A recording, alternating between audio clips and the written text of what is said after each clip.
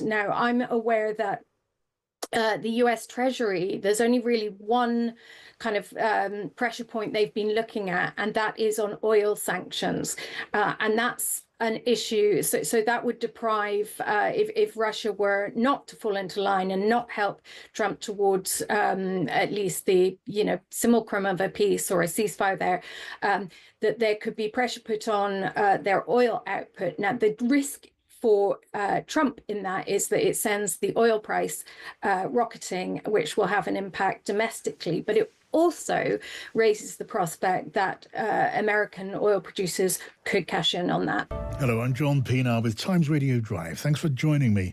Well, they've set a date to agree terms for a ceasefire in Ukraine, and it's tomorrow. Unless, of course, they can't. Unless, of course, they don't. So, will they? Well, what do you think? Vladimir Putin will be on one end of the phone. Does he even want to end the fighting at this point? And European leaders, they don't believe it. President Trump will be on the other end. He is talking now about dividing up Ukrainian land and assets when he talks to Putin tomorrow. Trump says they might reach a deal, and then he says they may not. So when he says he's willing to hit Russia with harder sanction, does he mean that? And whether or not tomorrow's talks between the two presidents get anywhere, well, it could be a defining moment anyway, a demonstration of whether Putin is playing for time, keeping hopes of peace dangling, waiting for his troops to regain the Russian territory seized by Ukraine, and a test of whether President Trump's remotely as willing to squeeze his counterpart in the Kremlin as hard as he's squeezed Ukraine and its leader Volodymyr Zelensky. Well, we'll get the analysis in just a moment of the Times World Affairs editor Catherine Philp. The Times is now reporting that the Prime Minister Keir Starmer is willing to station thousands of British troops in Ukraine for years, for as long as it takes to keep the peace. But what if Putin keeps saying no to NATO members on Ukrainian soil?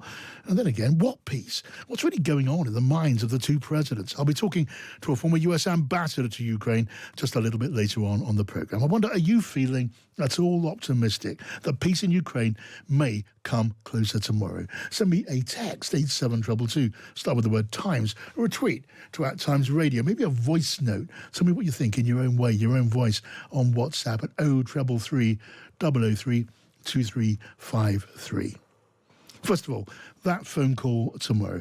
As he was boarding his plane, Air Force One, President Trump was asked by reporters what will be discussed during that call. Well, I think we'll, be talking about land. It's a lot of land. It's a lot different than it was before the war, as you know. And we'll be talking about land. We'll be talking about power plants. That's it's a big question. But I think we have a lot of it already discussed very much by both sides. You'll ask him. Ukraine and Russia. That's Donald Trump on Air Force One. So let's first of all welcome to the programme Catherine Philp, the World Affairs editor at The Times. Hello to you, Catherine. John. Catherine, what are you thinking right now today as we wait for that phone call tomorrow between the two presidents? The leader of Ukraine and his friends in Europe, they all seem to be saying very openly, don't they, that they think Putin is playing for time. Pretty much everyone takes that view except Donald Trump. Yes, indeed. I think one of the reasons that I think Putin is playing for time, so it's reasonable that they would say that. But I think they want to put out these warning signals before that call, because we have seen before what happens when, Trump and Putin are kind of alone in the room, as it were. Obviously, this is a phone call, but in that sense, it's the two leaders speaking between just the two of them. There'll be other people on the call, but it will just be them speaking to each other. And we know from previous encounters, including the most recent one, when Trump and Putin agreed to relaunch these negotiations, that Trump is very easily swayed by Putin, and he is someone he thinks of as an equal, and he admires him as a strong man. And so I think everyone's just trying to get in there before it happens and raise those flags and those warnings. Tell me, Catherine, I'm going to get in a moment the thoughts of a former American ambassador to Ukraine, but how do you read the thinking of those around the various leaders who are in support of Ukraine, including in Kyiv itself? How do they, do you think, read President Trump's intentions towards Ukraine and towards Putin's Russia? I mean, how much trust is left? I think they're incredibly nervous.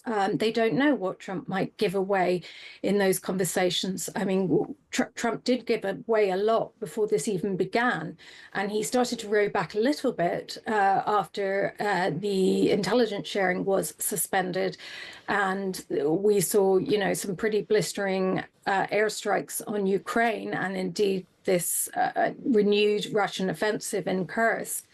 That really seemed to be a direct result of the stoppage of the intelligence sharing. So I think that there's an enormous amount of nervousness about what Trump might concede. All these warnings that he's stalling, that he's playing for time, that he's not necessarily serious about an outcome. Those are warnings because in the end, even if Russia does agree to a ceasefire, Ukraine is very wary of the fact that Russia may want a ceasefire and a process, Yes. but not an eventual agreement. Yes, yes. I mean, and I'm aware that this is a process which is moving one step at a time in a kind of heavy fog at the moment. And I'm also aware that there may be no answer to this question, but it's a question which, it's sort of nagging at the back of mine and a lot of other people's minds. Is it going to be possible to agree to halt the fighting in Ukraine while Russia is still, as it still is, insisting on the right to occupy Ukrainian territory, the right to claim that as its own, while it's blocking or says it wants to block NATO membership for Ukraine, while it says it wants to block arms supplies to Ukraine, while Putin is saying those things and the Kremlin is saying those things? Can the idea of a ceasefire get off the ground? I think it can. The issue is whether it leads to a lasting peace. That's a problem. But, Ukraine has found itself boxed into such a corner with its relationship with the Trump White House that really it came to the table and said, OK, fine, let's do this. Let's do this ceasefire. And showing with that kind of willingness and, apparently apologizing for what happened in the Oval Office, even though recollections may vary about who really kicked off that fight. They've shown that willingness in order to get the ball rolling on this. I don't think there's any trust in what Russia does next, but there may be this may be the start of another process that. Can be more the next stage of it. Russia can be held to account if it doesn't respect the rules. Yeah, and I also wonder how much ground, Catherine, Volodymyr Zelensky can give. I've read your reports from Ukraine. I was reading more reporting at the weekend. Really, really great reporting from both of you about the mood among the fighting men and women at the front line and their determination to keep fighting, pretty much whatever. I mean, look, there's no getting around the fact that there is exhaustion in Ukraine, but there's also exhaustion in the Russian ranks. Both sides could benefit from a pause.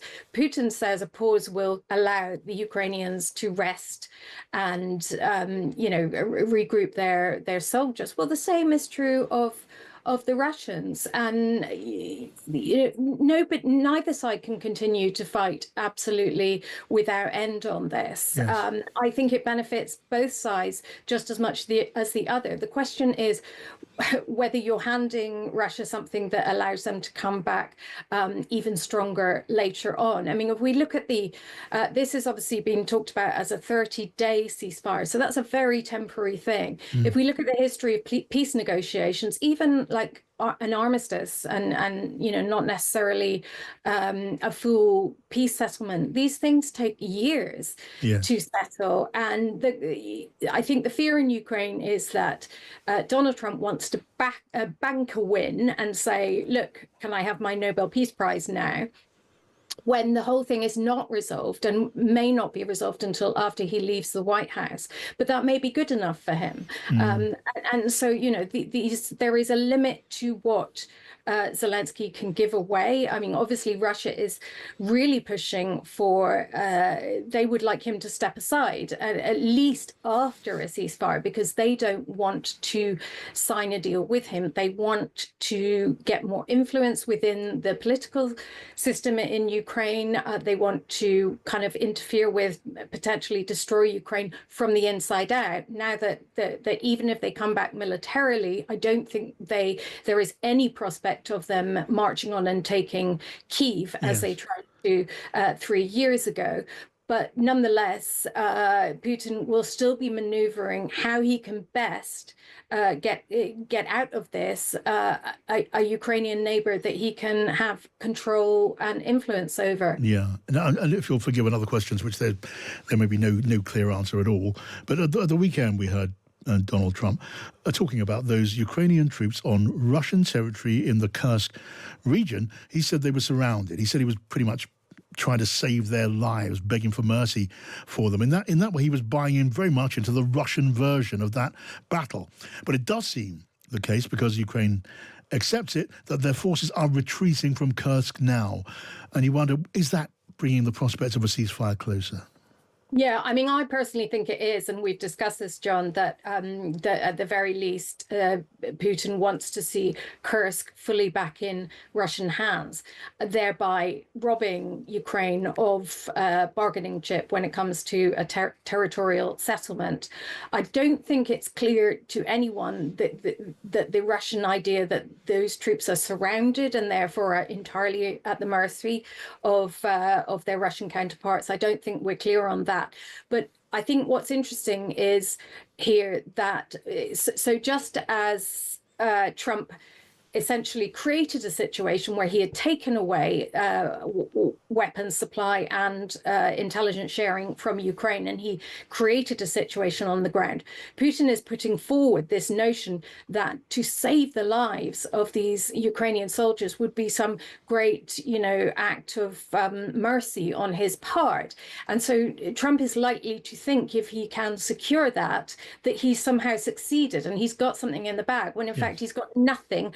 He has merely fulfilled something that Putin invented in order for him to fulfill. So, I think we need to look at, firstly, whether Trump is willing to hold Putin's feet to the fire and how he could do that. Now, I'm aware that the US Treasury, there's only really one kind of pressure point they've been looking at, and that is on oil sanctions. And that's an issue. So that would deprive, if Russia were not to fall into line and not help Trump towards at least the, simulacrum of a peace or a ceasefire there, that there could be pressure put on their oil output. Now, the risk for Trump in that is that it sends the oil price rocketing, which will have an impact domestically, but it also raises the prospect that American oil producers could cash in on that. So there's lots of fine balancing, but as far as we know, that is what the Treasury are looking at. The issue, I think, is, does Donald Trump have the political will to actually use that lever against Putin? Really, really good to get your thoughts, Catherine. As always, thank you. It's Catherine Philp there, World Affairs Editor at The Times. I strongly recommend you just keep following Catherine's analysis and her works and her reporting in The Times day by day. I mean, you'll struggle to find anything very much better than that.